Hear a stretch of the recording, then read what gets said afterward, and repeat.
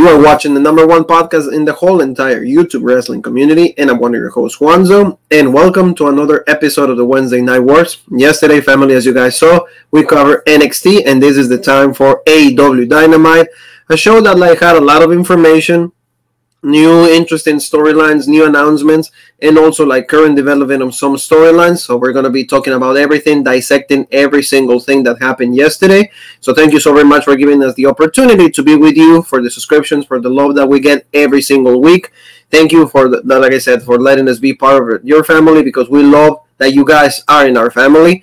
So before we do that, don't forget, like I said, NXT review. We did that with Jean-Paul. Timothy Thatcher finally prevails against Tommaso Ciampa inside of the fight pit. Pretty good match. Thatcher knew what he had to do to put Ciampa away. Pretty good interactions. Also, the Women's Dusty Cup, Classic Cup, started. Tony Storm, Mercedes Martinez going against Casey Catanzaro and Jay Cutter. Pretty good stuff. Also more interaction when it comes to the Dusty Cup, when it comes to the men. So pretty good episode of NXT. Lots of new development on that. So don't forget to check that out. It's in the page right there for every single one of you to enjoy. So now let's talk about the first segment of the AEW Dynamite show, and that was the celebration of the birthday of -1 of Brody Lee Jr.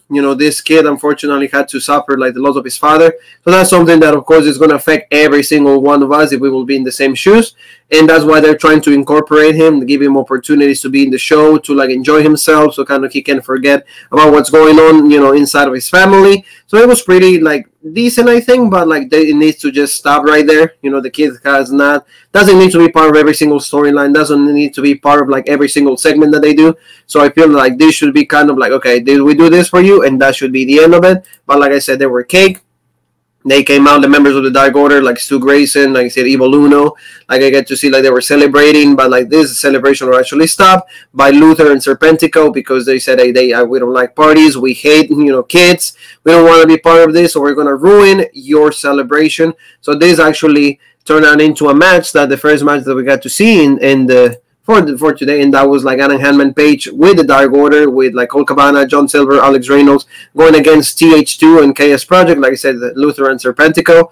And it was a pretty good match. I liked it. Pretty enjoyable action of tag team. Unfortunately, some spots are always the same spot that Dynamite does. The Adam Hangman Page dove and a diving moonsault to the outside, and then of course all of them wait. So that's one of the things that I will just much rather change. I don't like to see the same thing all the time.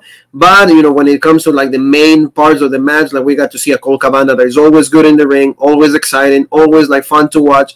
And Hangman Page, of course, he's the main guy, or the most important guy out of all of 8. And the ending sequences of the match, a pretty good spot. Colt Cabana will put Luther on inside of the cake, not inside the cake, but he hit him against the cake. And he also Alex Reynolds and John Silver and Adam Hangman Page, they hit a 3 sequence of moves, really beautiful, that ended up in a German suplex with a jackknife cover onto Serpentico, and that was the end of it. But it's worth noting also that Serpentico was the guy that Snoop Dogg did a frog splash to. So you can see Serpentico is coming a great showing in what it is AEW Dynamite, family.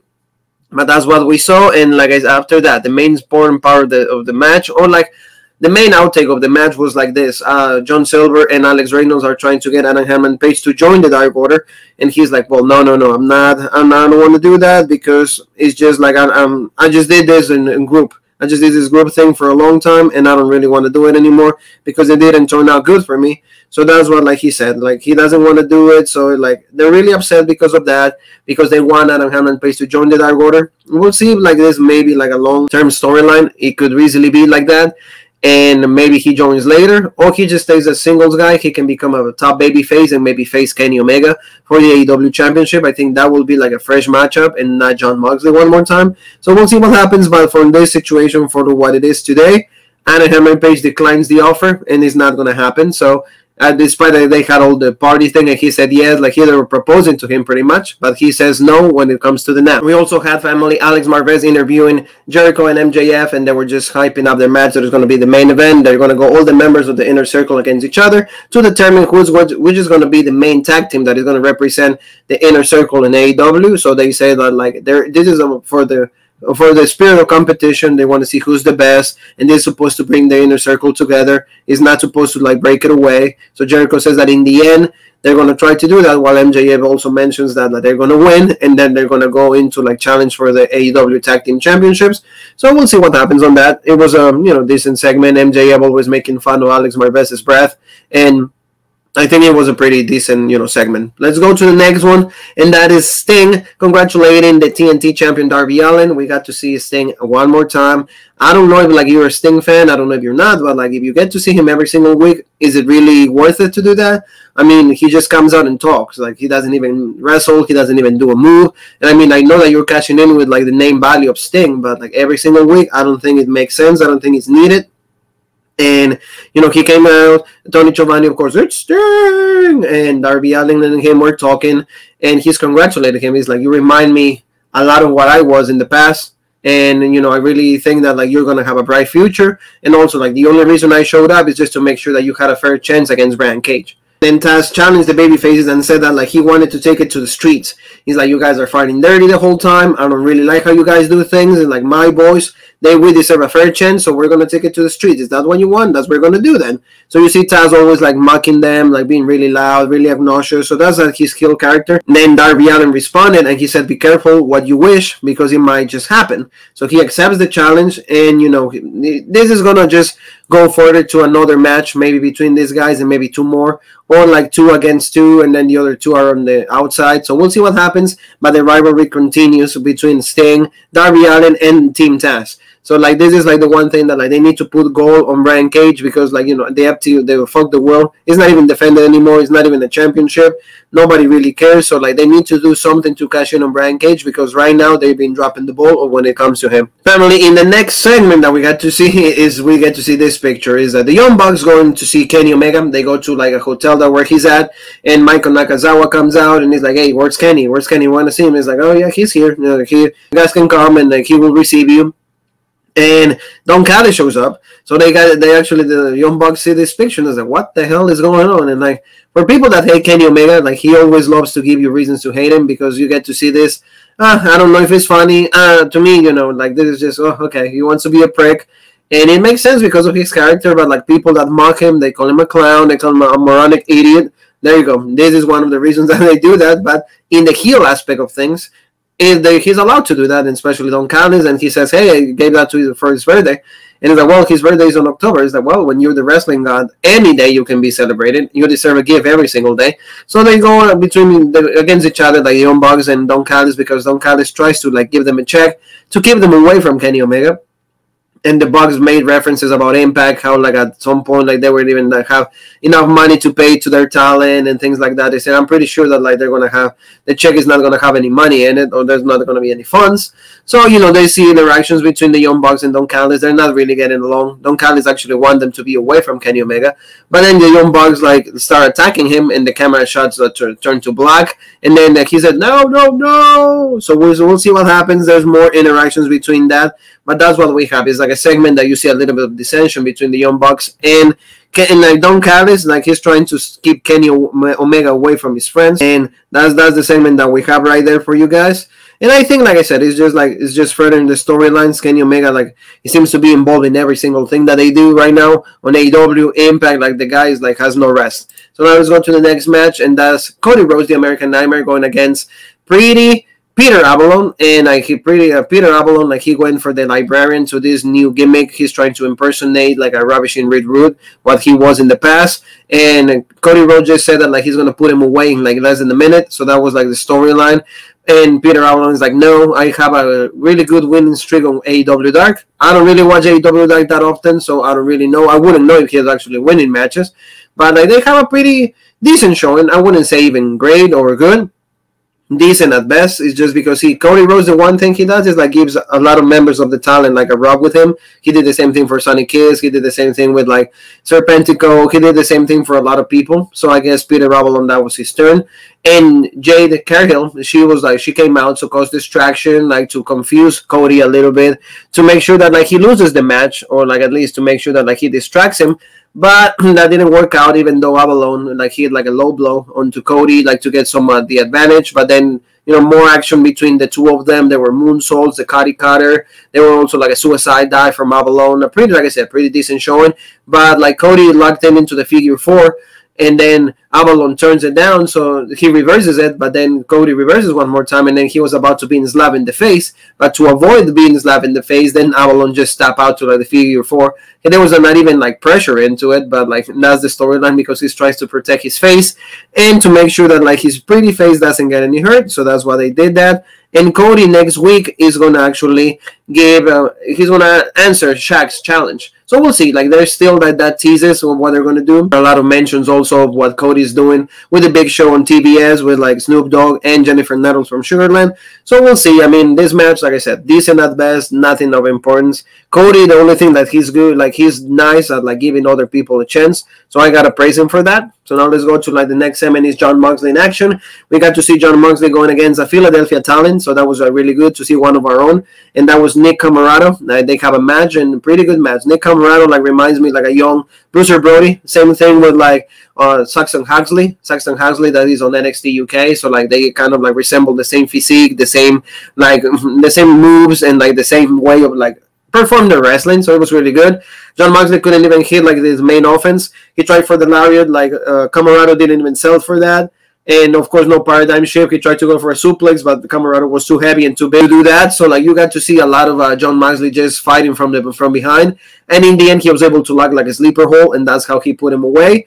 And Jon Moxley gets that win after like 5-6 minutes of like decent wrestling. Good showing for Camarado, like big rub with like the person of Jon Moxley. And then Jon Moxley was saying that he feels a little confused because there's a lot of people in AEW nowadays. There's like, people from Impact, AEW, Mexico, a lot of things, that like are happening. But he said it doesn't matter who's against him. It doesn't matter who does he have to go through to get to Kenny Omega because he has a chip on his shoulders, and that's to get that AEW championship back. And he says, a lot of friends from Nashville, things like that. And then he says a warning to Omega and all of his boys that telling them that all roads in professional wrestling lead through him. So, we get to see this match is going to keep building and building that rematch, maybe in like a few months, because they're going to keep Kenny Omega busy with like Impact, Kenny Omega busy with like maybe another guys. We'll see what happens later on in the show. So like Jon Moxley is going to be waiting, probably going against Gallows, going against like Carl Anderson, going against maybe more Kenny Omega friends. And then maybe we'll get to see that big blow-up match, or what it is, All Out, or like maybe Double or Nothing, all those big shows. We get to see Kenny Omega and Jon Moxley, the rematch for the AEW World Heavyweight Championship. So that will be good. And I think that is going to be like the right progression because you don't want, the match to happen right away. And we're talking about Kenny Omega right there. We get to see Don Callis, and he's talking about, he's like, hey, Kenny, this is what happened to me. And he's like, what the hell is wrong with your face? And he's like, hey, well, like Young Bucks did it. And he's like, what? Really? Matt and Nick did this? And like, well, yeah, well, no. And then to see Alex Marvez breaking in. And he's like, hey, is this like the Young Bucks did this? He's trying to interview them right away. He's like, who the hell are you? Like, no, why are you here? So like he sends him away. So you see the tension and the dissension. He's like, just Don Callis and Kenny Omega. They're trying to stay as a unit, but Callis is trying to even break up like Kenny Omega from his friends. See, he likes Gallows and Anderson, but he doesn't like anybody else around him. So we'll see what they do on this. It was a pretty interesting showing. Like I said, a course of development. We'll see what they do.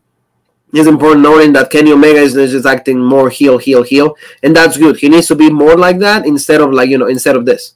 We don't want to see this Kenny Omega. We want to see more like a heel Kenny Omega. So we'll see what they do. But interesting development on that. Talking about heels and talking about Impact. Matt Hardy and Private Party against Matt Sydal and Top Flight. These guys, Matt Hardy and Private Party, surprised us in the main event of Impact this week, and because they went to a war for number one contendership for like the Impact World Heavyweight Championship against James Storm and Chris Sabin. Pretty good showing for a Private Party. The guys have a lot of future. I think now it is making sense that Matt Hardy is their mentor, just because these guys like can learn all the tricks from him and also how do they promote themselves. And now they're getting opportunities to be exposed nationwide, not even only on AEW now, AEW Dark, and also now Impact. So these guys are finally getting the recognition and the notoriety that they needed from the longest time, because we said these guys can work, they're pretty good, and like they finally don't do those yelling things that they used to do before. So like Matt Hardy probably told me, don't been doing that. It's boring. Nobody wants to see that. So I like that from Matt Hardy, and that's what we got. A pretty good match. Sydal is always pretty good. Like Matt Hardy, like he gave us his repertoire. Of course, we got to see the side effect. We got to see the twist of fate, all of that. But the main important thing, the biggest piece of information is like we got to see Private Party finally like turning heel, or giving us like a hint that like they actually gonna turn heel. Just because at the end of this match, Top Flight went to hit Mark Quinn with like the superplex, but Matt Hardy pushed Darius Martin off the apron, and then with the AEW referee distracted, Isaiah Cassidy hit Dante Martin with a steel chair, and then you see like a smile between the two of them, between Cassidy and also Quinn. So you get to see like hey, okay, that was good, I like this. And then Quinn hit like a shooting star press to Dan Martin for the win, and then they, like I said, they beat Seidel and Top Flight, so that was good. But like you see, like teases of finally them turning heel, and that's because Matt Hardy is also acting heel. That's important, and I don't know if they're gonna go with this heel persona to Impact and challenge the Good Brothers, but at least you see Private Party in a different fashion, different like gimmick, or like at least a different way of doing things. So that's important, and I like the match. You know, Seidel, like I said, he's a pretty good wrestler. Unfortunately, he lacks a little bit of character. If he will have more character, he will be one of the best. You know, Evan Byrne in WWE, he was always good. He did things right. So I like this a lot. So now let's go to the next segment, and that is family. We got to see the women's match, and that's Layla Legit Hirsch and Penelope Ford, and it was supposed to be Nyla Rose, but Nyla Rose unfortunately was exposed to somebody that had COVID-19, and that's why they changed that for Penelope. And like I said, a pretty good showing for both of them. Layla is legit, is with her name legit, like she is pretty legit, a pretty great wrestler, and despite the size, like she's always putting good matches. Penelope Ford is like a pretty decent wrestler. What does that mean? That like he can have a good match with absolutely anybody. He doesn't like goes out of tune. He's always there for them. So I think that like they give us a good showing, and also the piece of information that is important from this is like Kip Sabian and Miro were right there, and also Chuck Taylor, Orange Cassidy was right there, just because Chuck Taylor is like Miro's butler, so like he has to do everything that like Miro is saying. That's what Chuck has to do. But like Layla has another great showing. He had another great showing a few weeks ago. So like hopefully she signed to a contract. But I really loved it. She showed a lot of like in strength, her power, and Penelope Ford, like I said, she made her look good. The last segments of the match, Ford showed up her main streak after the break as she went to send Hirsch throw first into the top rope, then Hirsch hit back with a running knee strike, followed by a deadlift German suplex. That was a really cool spot. Like I said, Layla has like the speed, and then when she goes like at that kind of like speed, like she delivers the move perfectly. I absolutely love the sequence and how good she executes the move. And then she followed up with like a running double knee strike in the corner. Then Hirsch does the over the top rope and took out Kip Sabian and Chucky T. Then Penelope Ford then caught Layla Hirsch with a boot to the head as she was getting back to the ring, and then she pinned her for the 3 count. So you see like how Kip Sabian was helping her out. Miro came out, like I said, and then he's telling everybody, and then he says, Chuck Taylor, you gotta say to me and the whole world that I'm your best friend now, and no more Orange Cassidy. And Chucky T, you know, you get to see disappointment. You get to see like this. He's being forced to say that. And he's like, yeah, you're my best friend now. It's all good. So like you get to see the progression of the storyline in 2 weeks at the Bash, at the beach break. Now they're going to have the wedding, and then Chuck Taylor's going to still be the butler. So you see the progression of that storyline. Penelope Ford, like I said, defeats Layla Hirsch in, like I said, a pretty good match. Like, you know, Hirsch needs to have a contract. They need to push this girl, maybe give her new in-ring attire, something that is more like makes her look like a wrestler. Because right now she's more like a UFC fighter. I mean, she has that background, but, you know, change it up a little bit. So 2 more pieces of information talking about the women. There's going to be a elimination tournament for the, you know, #1 contender spot for the Women's World Heavyweight Championship. We'll see what women are involved on this. Who's going to challenge Hikaru Shida? We got to see maybe Abaddon again. We got to see maybe a returning Chris Statlander. We got to see Nyla Rose, Anna Jay, also like Tay Conti. Maybe Serena Deeb can go there. Thunder Rosa, Britt Baker. All of them can be involved into this. Hirsch can be involved there, and Penelope Ford, of course. They all will be involved. So we see it's going to be interesting. I would much rather, like Jean-Paul mentioned, I would much rather to see Thunder Rosa and Britt Baker going for that. Also, that match at Beach Break should be the main match they should have, because that for me makes more sense, because those are the 2 more popular women right now, Thunder Rosa and Britt Baker. And especially if you put Britt Baker over, and then you have a big heel going into a big baby face in Hikaru Shida, I think that will make much more sense than what we're getting right now. But they're going to have a tournament, so it's going to be coming soon. So they still have like a month and a half or so for like Beach Break, or maybe this is going to go all the way over to Revolution. We'll see what they do on that. Also, like another segment we got was like Tony Blanchard talking about gold. He says, you know, hey, we're #1 tag team in the world, but we need the goal. We need the bragging rights. We need to make sure that like, we got this back. So FTR saying, yeah, we got to. And then you see the Jurassic Express members. We got to see Luchasaurus, Marco Stunt, and also Jungle Boy. They come out to them and it's like, hey, you guys say you're the best tag team in the world. Well, I can beat any single one. And you see like interactions between them. They're going to go at it. And in the end, you got to see, like I said, Dax and Jungle Boy, they're going to go next week. So that was cool. I mean, and the one thing is, like I said, Tully Blanchard, when he cuts those kind of promos, is very good. It just makes you believe, the old school way of professional wrestling, how goal is important, bragging rights is important. When you're the champion, you just can do absolutely everything and anything. So that's one of the kind of things I do like. Jurassic Express is a team that, like, they have a lot of potential, especially at the beginning of AEW. Unfortunately, they haven't been able to get like any momentum because of injuries, because of like they haven't been put in the right storyline. But hopefully this is like a stepping stone for them. It's like a catapult, so they can have finally like the recognition that they deserve. So that was also pretty interesting to note. Another piece of information, family, I know I give you a lot. Kenny Omega like attacked Penta Romero. Like he actually hit him, what you see with the heel of like the boot right there, put him in the eye, like attack him with that from the back. We got to see Gallows and also Carl Anderson, Don Callis. So Kenny Omega took out one of the members of the Death Triangle. Like now it's Rey Fenix and Pac. So remember that piece of information right there. Remember that, because later on we're going to reveal what's going to happen at Beach Break in 2 weeks. But like I said, Kenny Omega is not good at making friends. Right now he's also like involved in just making enemies. So that's pretty interesting to note. So pretty good information right there. But like, we got to see, okay, this is going to have implications on both Impact and what it is, the storyline with like AEW. So it's pretty good to know that like they're trying to make it, interesting for everybody. So I'm really liking that. Finally, it's time for the main event of the night, and that's the Inner Circle going against themselves, pretty much. Santana and Ortiz going against MJF and Chris Jericho, Sammy Guevara and Hager. So they're called Sammy Hager, and that's you know why they did this, because of course Sammy Hager is the former lead singer of Van Halen. The second formation of Van Halen, because the first one, it was David Lee Roth was the lead singer. So Sammy Hager, of course, they had like a small square of like his like of him talking. He's like, oh, I really love that they chose my name, Sammy Hager, and I think they're gonna kick ass. They're gonna like be the Inner Circle, and they're gonna be the ones representing the Inner Circle in AEW for the tag team goal. So like, of course, they have to have those like pop culture mentions, celebrities being around them. So that is something that AEW is good at. WWE doesn't do that much, but like AEW always like kind of go the WCW days, and that's the only reference that I think it makes sense when you got to mention WCW and AEW is like they always cash in on like somebody else's like popularity, or like they do things like this, but they acknowledge that they do it. So that was good, and the match itself quality was okay. I will say the main guy, or like the guy that did the best work for me, it was Sammy Guevara. Pretty good in the ring. Like he gets those moves, those sequences are really fast, but like flawless. I like the intensity, the explosiveness, good interactions from Jake Hager. And the one thing, the most important piece of information out of this is like they had to go at each other. So we got to see interactions between Santana Ortiz and Jericho. MJF going against Santana Ortiz. Guevara going against Jericho. So that was also cool.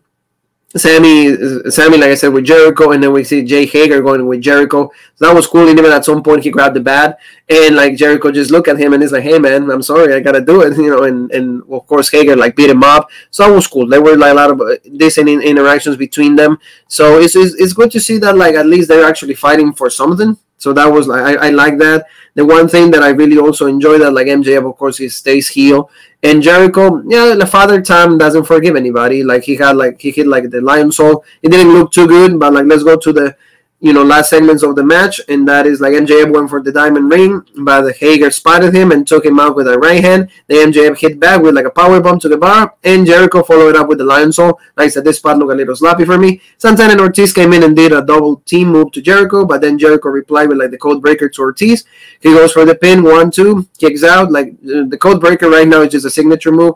It's not actually like move that puts people away. That's why he has the Judas effect. And there was also a Spanish fly to Ortiz, a beautiful move.